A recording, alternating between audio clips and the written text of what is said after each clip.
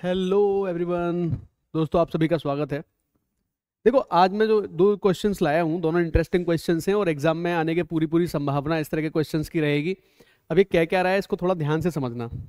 ये कह रहा है कि curved surface area of a cylinder increased by 20% and height decreased by 4%। तो हाइट को 4% डिक्रीज कर दिया जाता है। तो कहता है कि देन नेट इंक्रीज और decrease in the volume will be.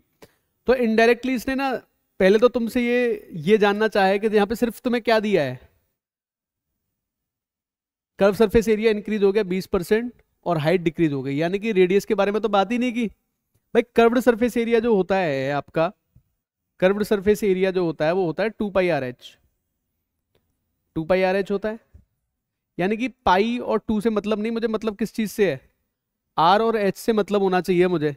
Are और एच से मतलब है मुझे, तो आर और एच का मल्टीप्लीकेशन हमें कर्व्ड सरफेस एरिया में चेंज बता देगा। तो कर्व्ड सरफेस एरिया में 20% का चेंज हो रहा है, तो आर में जो चेंज होगा, और हाइट मेरी कितनी डिक्रीज हो रही है 4%, यानी कि 25 से 24 जा रही है हाइट। इसका मतलब सी ए से क्या होगा, सी ए से बढ़ रहा है 20%, यानी कि 5 से 6 जा रहा है। अब जरा ध्यान से देखो, ये 5 5 25 हो जाएगा, 6 से 4 बार चला जाएगा, यानी कि रेडियस में जो चेंज बनेगा वो 5/4 का बनेगा। रेडियस में जो चेंज बनना है वो कितने का बन रहा है, 5/4 का। अब ये क्वेश्चन बहुत आसानी के साथ सॉल्व कर सकते हो आप लोग। भाई ये समझ गए ना, 4% जो होता है, 4% 1/25 होता है। अब 4% कोई चीज कम हो जाएगी तो 25 से 24 पे पहुंच जाएगी।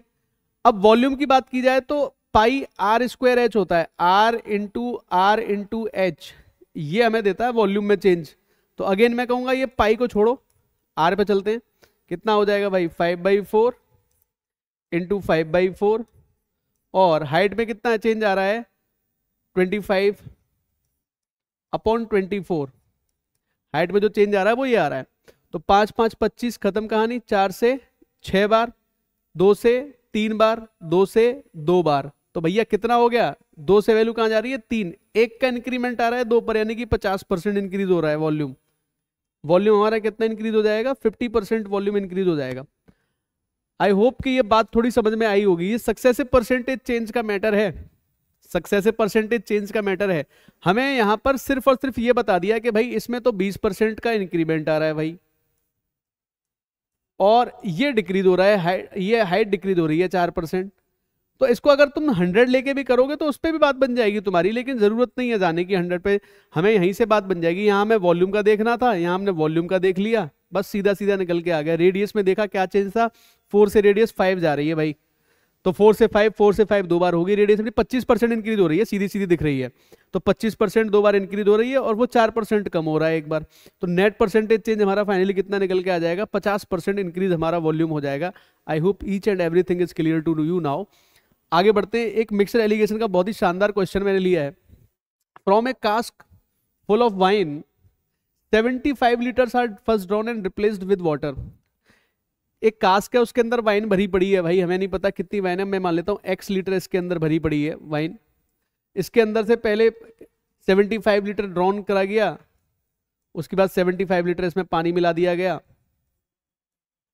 फिर इसके अंदर से 60 लीटर मिक्सचर निकाल दिया गया, 60 लीटर मिक्सचर माइनस कर दिया गया इसके अंदर से, और फिर इसके अंदर 60 लीटर पानी मिला दिया गया। अब ये कह रहे हैं कि इसके बाद में जो फाइनल रेशो बन रहा है कास्क के अंदर, वो बन रहा है 3 और 2 का, वाइन और वाटर का रेशो। देखो वाइन और वाटर का रेशो जो बन रहा है, जो नया मिक्सचर हमारे पास आया है, वो रेशो हमारा कितना बन रहा है, 3:2 का बन रहा है। After 2 successive replacements, after 2 successive replacement. अब इसको कैसे करते हैं, तो देखो एक बात हमेशा याद रख लेना मेरी, कि अगर मान लो यहाँ पर x लीटर कोई भी चीज भरी पड़ी है, a माइनस किया, a प्लस किया, b माइनस किया, b प्लस किया, c माइनस किया, c प्लस किया, तो जो रिमेनिंग क्वांटिटी रह जाएगी, जो रिमेनिंग क्वांटिटी रह जाएगी और जो एक्चुअल क्वांटिटी होगी, उसका रेशो याद रखो हमेशा x minus a upon x into x minus b upon x into x minus c upon x and so on. इस तरीके से आप हमेशा निकाल सकते हो आप इसको, रिमेनिंग क्वांटिटी जो रह जाएगी और एक्चुअल जितनी होगी। अब देखो इस क्वेश्चन में थोड़ा सा ट्विस्ट है, रिमेनिंग रह गई वाइन, वाइन थी स्टार्टिंग में, वाइन प्योर वाइन थी इसके अंदर, क्या था इसके अंदर, प्योर वाइन थी इसके अंदर। अब वाइन जो है ना, वाइन तो रह गई 3, एक्चुअल कितना था 2 और 3 दोनों को जोड़ दो, एक्चुअल कितना था इसका मतलब 5। और ऐसा ऐसा 2 बार हुआ, एक बार x में से 75 लीटर निकाल दिया डिवाइड बाई x, और एक बार x में से 60 लीटर निकाल दिया डिवाइड बाई x। अब मुझे x की वैल्यू चाहिए, अब मुझे x की वैल्यू चाहिए, तो ऑप्शंस को ट्राई करो ना। अब ऑप्शन में सबसे आसान 250 और 300 दिख रहे हैं अपने को, तो 300 ले लो, चलो 250 ले लो पहले। 250 अगर लोगे तो यहाँ पे हो जाएगा 190/250 और यहाँ पे हो जाएगा 175/250, तो 3/5 आने से रहा। 300 लेके देख लो एक बार, तो 300 यहाँ पे लोगे, अगर x की जगह पे 300 पुट करोगे, x की जगह पे अगर 300 लगा दिया मैंने, तो देखो क्या फिट बैठ रहा है। 300 में से 75 निकाल दो, 225 आ जाएगा, 225 डिवाइड बाई 300 मल्टीप्लाई 240/300। तो भाई ये तो बन रहा है शायद, ये 6 से 4 बार, 6 से 5 बार, और ये 25 से 9 बार, 25 से कितनी बार जाएगा, 25 से 12 बार जाएगा, 3 से काट लो, 3 से 4 बार, 3 से 3 बार, 4 से 4 गया, तो हो गया प्रूफ 3/5 आ गया। यानी कि हमारा आंसर क्या बन गया इस केस में, 300 बन गया। अब देखो आपके दिमाग में एक चीज ये आ सकती है कि क्या सर हम इसको सॉल्व नहीं कर सकते, तो सॉल्व आप बिल्कुल कर सकते हो, आप इसको सॉल्व करने में कोई दिक्कत नहीं आएगी, लेकिन यहां पर क्वाड्रेटिक बनेगी ना, और वो क्वाड्रेटिक इक्वेशन आपको परेशान करेगी। इसीलिए मैं तो कहता हूं अगर आप एसएससी का एग्जाम दे रहे हो तो आप ऑप्शन की तरफ थोड़ा फोकस रखो। ऑप्शन आपको कुछ ना कुछ पॉजिटिव रेस्पॉन्स जरूर दे देगा, ठीक है। तो पहला कॉन्सेप्ट मैंने ये डिस्कस किया था तुम लोगों के साथ में। I hope this point should be clear in your mind, है ना। एग्जाम में आने के ऐसे ऐसे क्वेश्चंस के बिल्कुल चांस होते हैं, प्री में बहुत बढ़िया क्वेश्चन है ये करने के लिए हमारे लिए, ठीक है।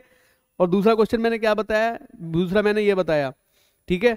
तो इस पर ध्यान देना थोड़ा, इस तरह का क्वेश्चन बन सकता है। लॉजिक मैंने तुम लोगों को बता ही दिया है। और अगर तुमको एक चीज मैं यहाँ पे समझा दूं थोड़ी सी, कोई भी जैसे मान लो क्वांटिटी हमने यहाँ पे ली, मान लो यहाँ पर 250 लीटर है, मान लेते प्योर मिल्क है इसमें, 250 लीटर प्योर मिल्क है इसके अंदर, ठीक है। और इसमें से मान लेते हैं हमने 50 लीटर पहले माइनस कर दिया, और जितना माइनस किया उतना ही पानी मिला दिया इसके अंदर। फिर इसके अंदर से हमने फिर से अगेन 50 या 100 मान लेते हैं, 100 लीटर माइनस किया और अगेन 100 लीटर पानी मिला दिया इसके अंदर। तो अब remaining quantity sorry, remaining quantity जो मिल्क की कितनी रह जाएगी, तो बड़ा आसान है ना। तो मिल्क कितना अपने पास 250 लीटर है, तो 250 का कितना 50 लीटर निकाल दिया हमने। 250 का 50 कितना होता है, 50 250 का कितना होता है, या तो इस तरीके से चलना है 1/5 होता है। 100 250 का कितना होता है भाई 2/5 होता है, या तो इस तरीके से चल लो कि 1/5 अगर निकल गया तो यहां पर रह जाएगा 4/5, 2/5 निकल गया तो यहां पर रह जाएगा 3/5। 5 5 25, 25 से कटेगा 10 बार, यानी कि रिमेनिंग क्वांटिटी कितनी लीटर रह जाएगी इसमें 120 लीटर। आई होप ये पॉइंट तुमको क्लियर होना चाहिए अगर आप तैयारी कर रहे हो, है ना। ये थोड़ा सा अलग था, इसीलिए मैंने इस क्वेश्चन को ले लिया समझाने के लिए, ठीक है। Thank you so much.